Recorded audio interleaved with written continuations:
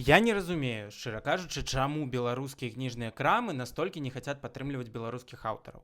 Вось я чытач, я прыйшоў на самыя знакамітыя беларускія крамы, аранжавенькую вось гэту, потым на сайты некаторых кнігарань, і я просто хацеў знайсці штосьці ад сучасных беларускіх аўтараў. Не абавязкова на беларускай мове, давайте, конечно, касмічныя умовы не будзем уключаць, нет, просто штосьці ад беларускіх аўтараў. Я знайшоў укладку творы на беларускай мове.